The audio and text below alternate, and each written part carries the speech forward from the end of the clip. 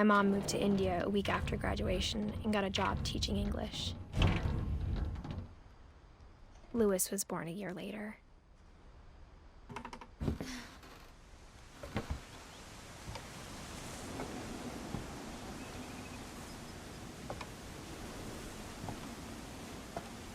When my dad died, I don't think Mom knew where else to go.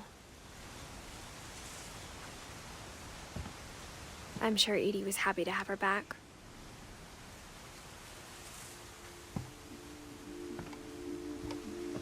The house had to get a little bigger, but Edie was used to that.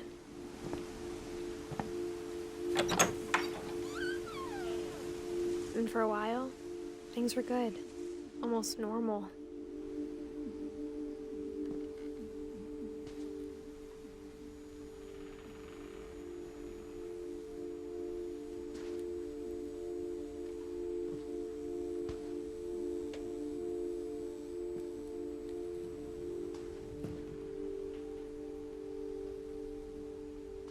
But it didn't last.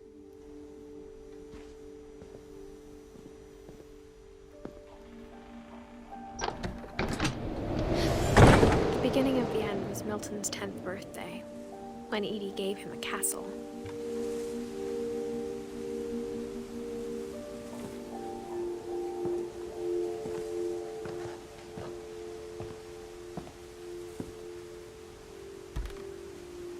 After Milton disappeared, the only thing he left behind was a room full of paintings.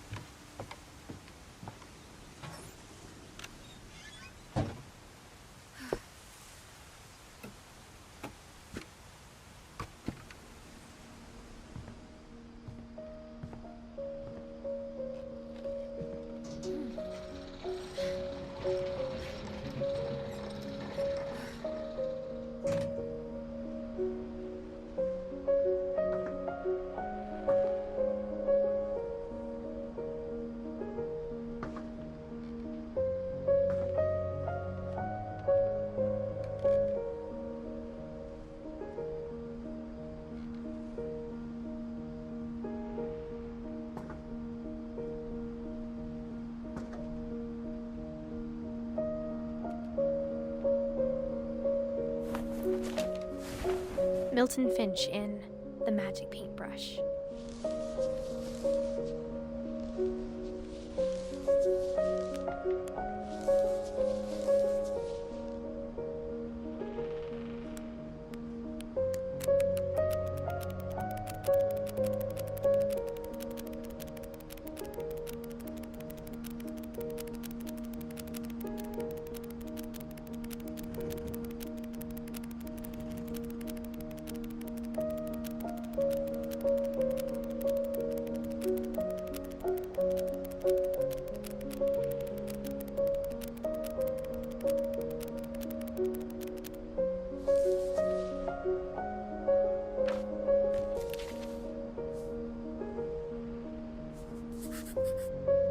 I was 4 when Milton disappeared.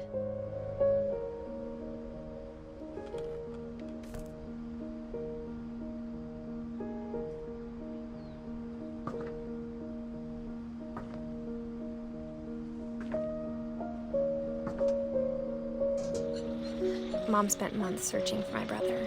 Then she sealed the doors.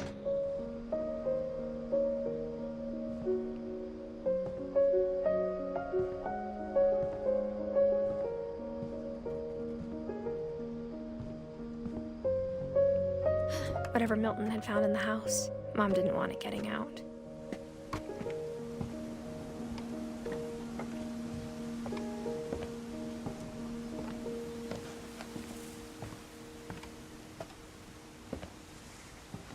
Mom definitely blamed Edie, but I think Louis blamed himself.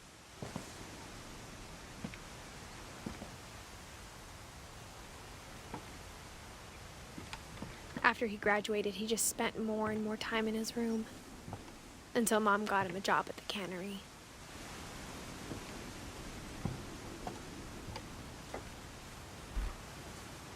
Everyone always told me to stay out of Lewis's room. Except Lewis.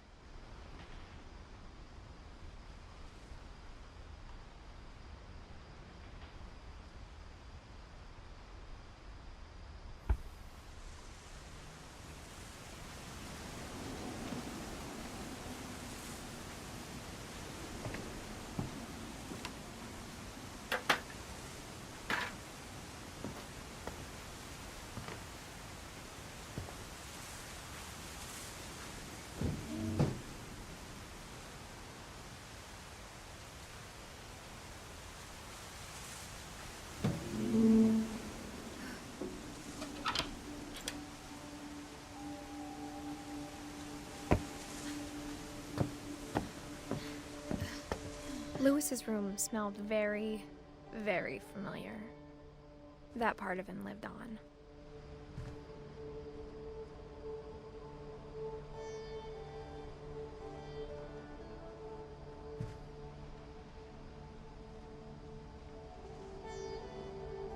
Lewis and I spent a lot of time playing games together, but he was surprisingly bad at them. He died a lot.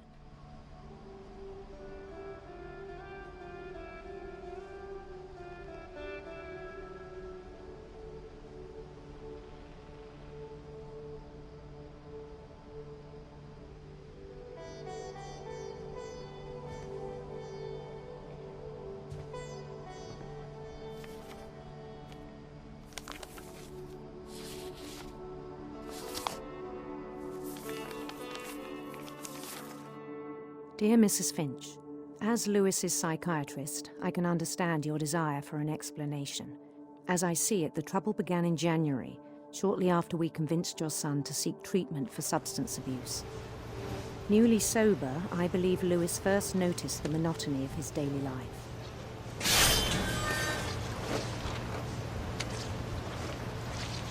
He kept working at the cannery, but he withdrew part of himself. In our sessions, I saw the same behavior. His mind began to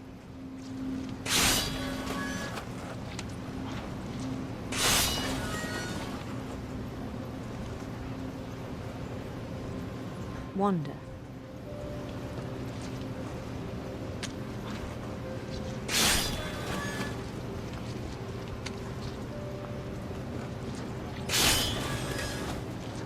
I asked him to describe it.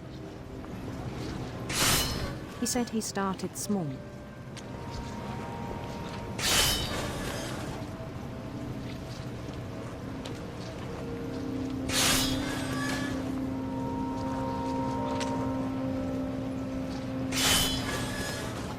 Imagining a labyrinth. He'd feel his way about.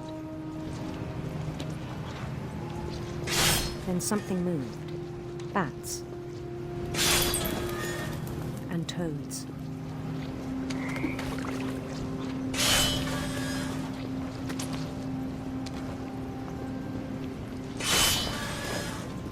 And things that have not names.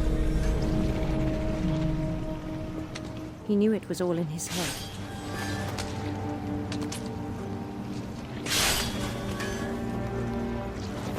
He took it very seriously. I had hoped he'd find himself.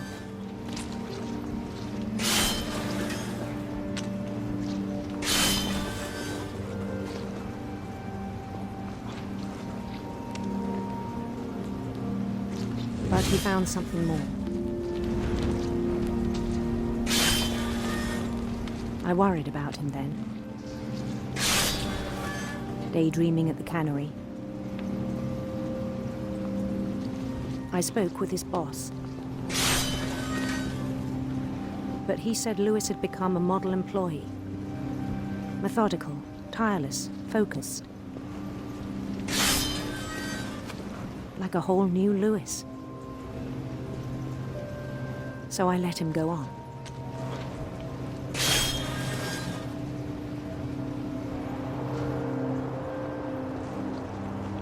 I even encouraged him. It seemed very promising at first. He told me he'd made a new friend.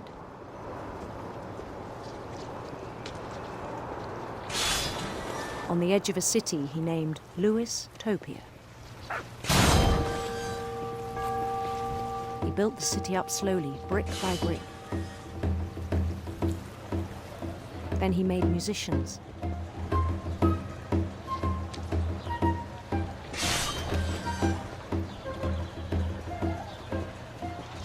And songs for them to play. He talked about starting a band.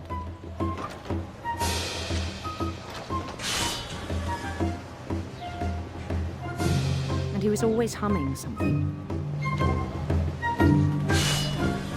Every day his imagination grew stronger. He no longer spoke at the cannery. But his chopping was as reliable as ever. Then one day it struck him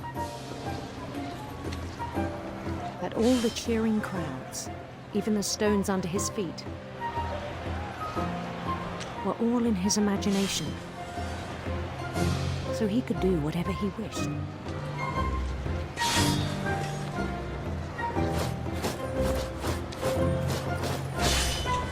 He held an election for mayor, and he won. They begged him to stay, but his mind was already wandering.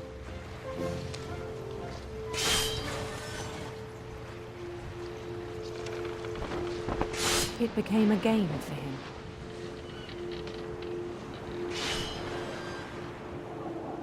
He'd conquer a city, then immediately push on. New Louisville.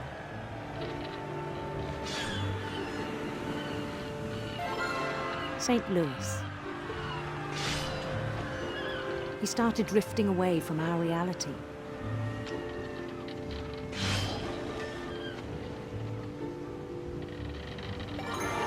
Minneapolis. Until one day he forgot to go home from the cannery. Even as his mother pleaded with him, part of Louis kept sailing on.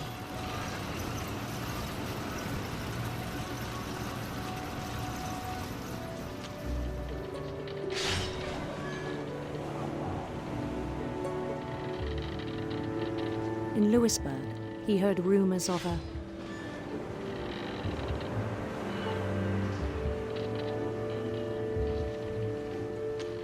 handsome queen.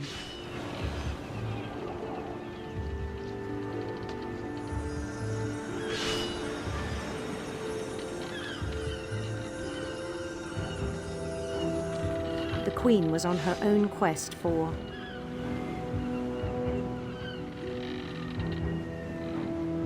radiant rainbows.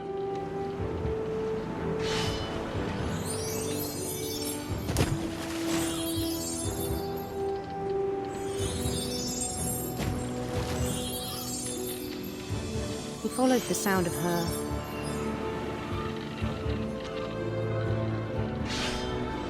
electric sitar.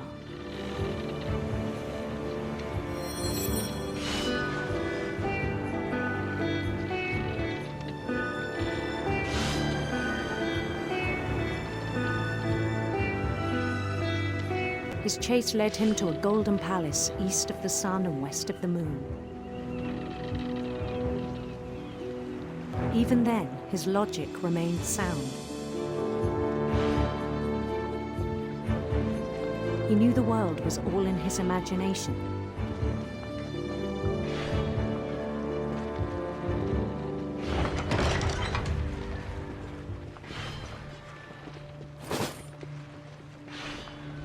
But he was so proud of having created it.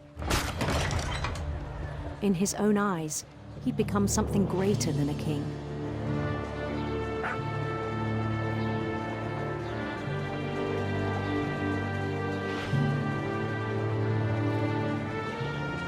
For someone who'd never known success in the real world, I I think it was overwhelming. And then it struck him that the real Lewis was not the one chopping salmon, but the one climbing the steps of a golden palace.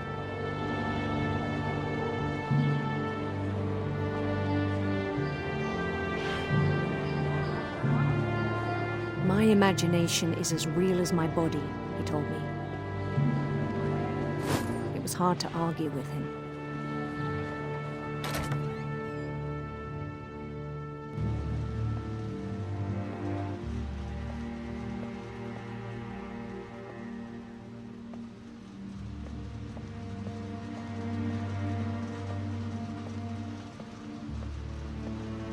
He began to forget the world we know.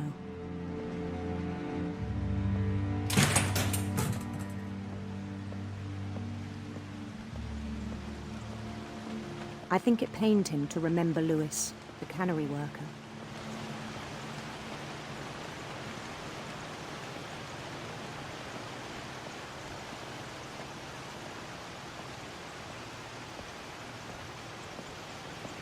He began to despise the man with a royal contempt.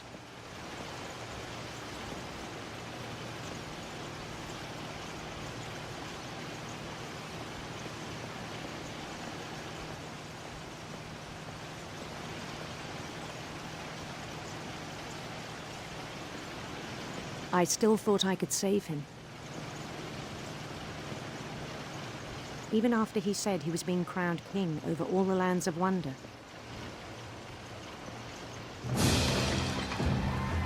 The palace would be packed with his companions.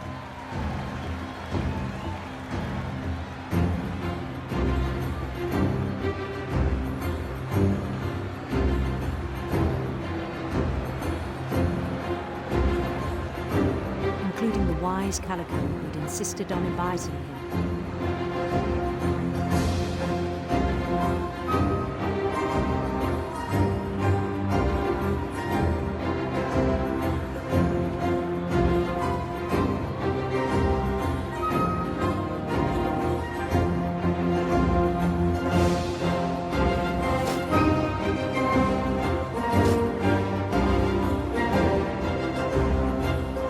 His queen waited, holding his crown.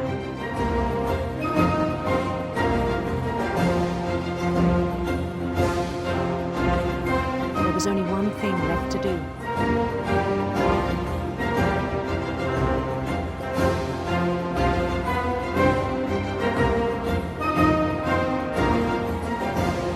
Bend down his head.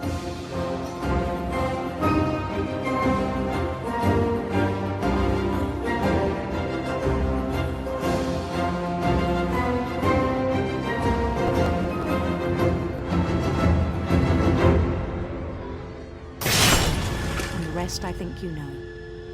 Mrs. Finch, your son was a kind man who will be missed by all of us who knew him.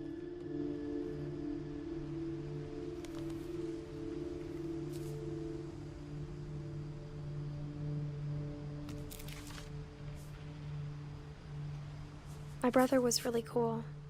I wish you could have met him.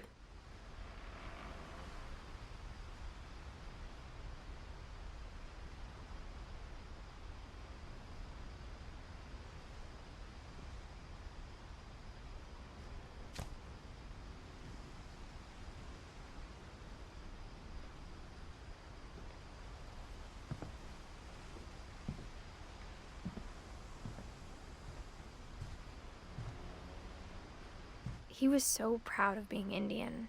I think for him, it was a way to be something other than just a Finch.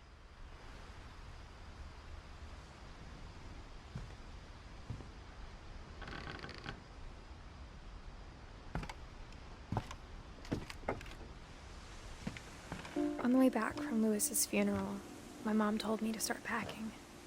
She waited until the day before we left to tell Edie.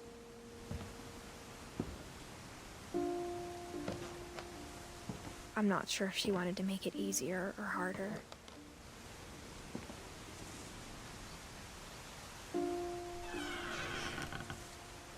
I wish we'd stayed. But I understand why we left.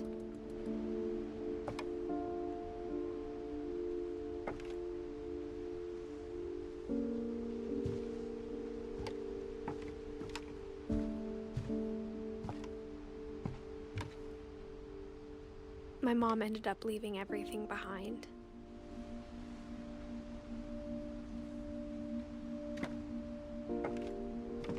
What happened that night had been coming for a long time. Maybe it should have come sooner.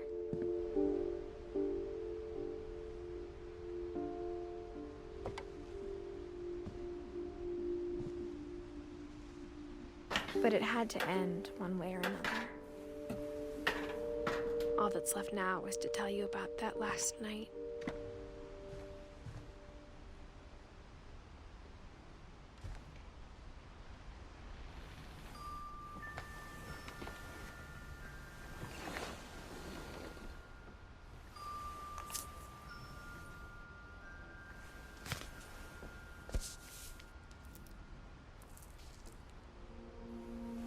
That whole last day, Edie just watched us pack and didn't say a word.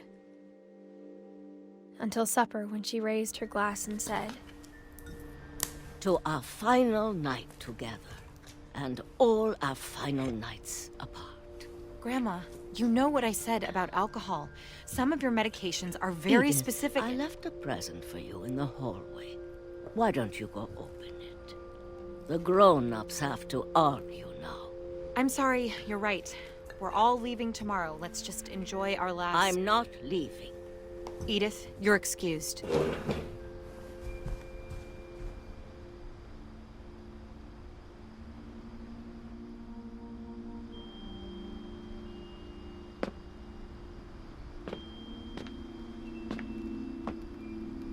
The power had been shut off that morning, but Edie always had plenty of candles.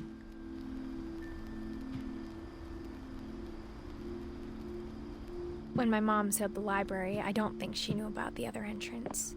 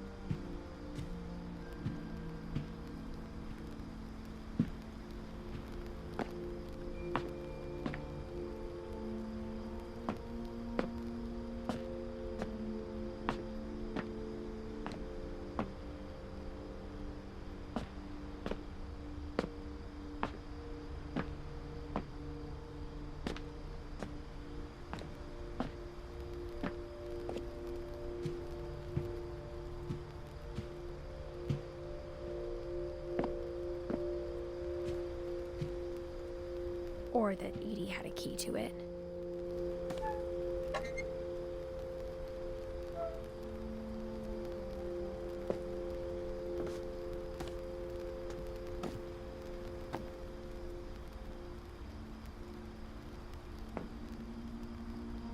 That thing you're afraid of isn't going to end when you leave the house.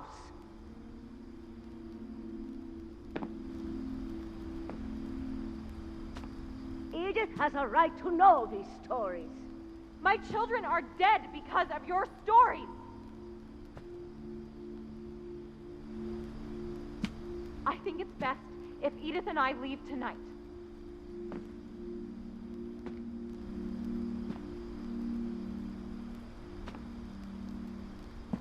We'll have the nursing home send a van for you in the morning, okay?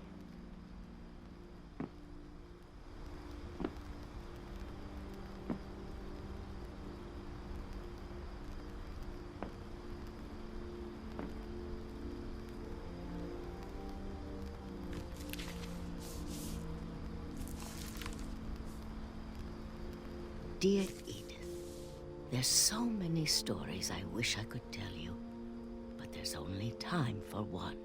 This is about what happened on the night you were born. That night, the tide went way, way out. It was the first and last time I ever saw the old house aground. There'd been an earthquake out in the middle of the ocean.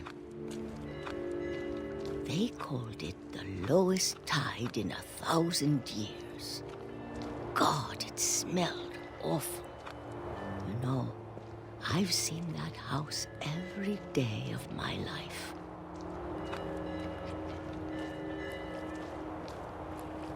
But I never thought I'd go back to it. When the fog rolled in, I lost my way.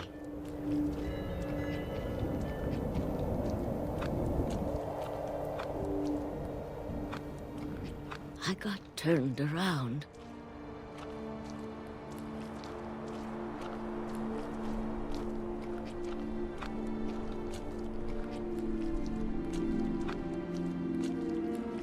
For a while, I wandered.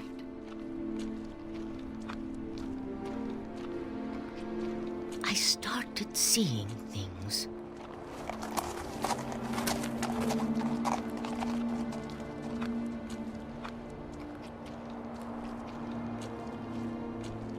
Things I'd forgotten had ever existed.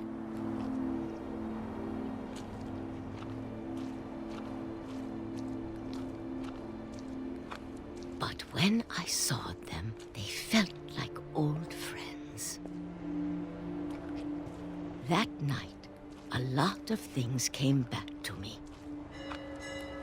Or maybe I came back to them.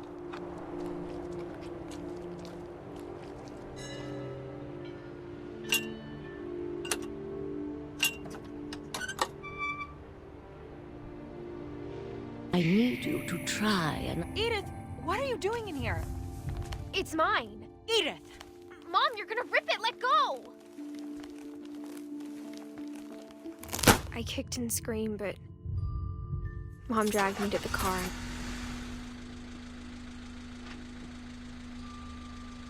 I never saw Great-Grandma Edie again. The next morning, the van came to pick her up, but she was already gone. After that, we moved around a lot.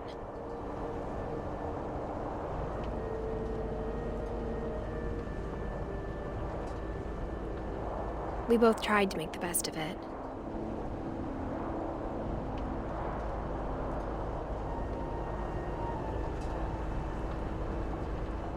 A few years went by.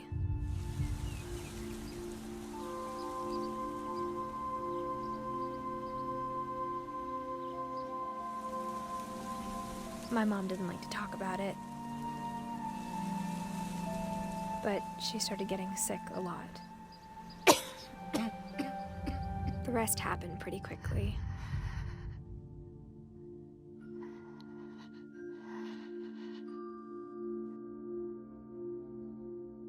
She got better for a while, and then she didn't.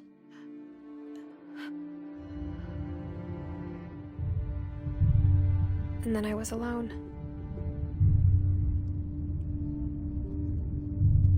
The last Finch left alive.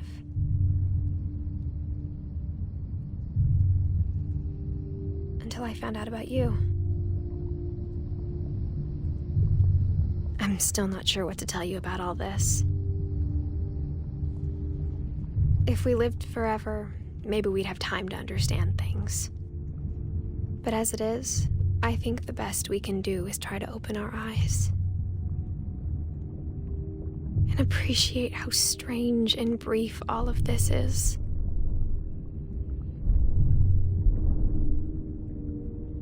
This journal was supposed to be for you. But now I hope you'll never see it. I just want to meet you. And tell you all these stories myself.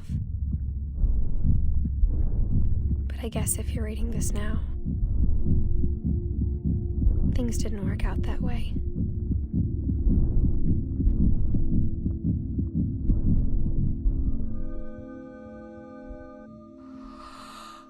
This is where your story begins. I'm sorry I won't be there to see it. It's a lot to ask, but I don't want you to be sad that I'm gone. I want you to be amazed that any of us ever had a chance to be here at all. Good luck.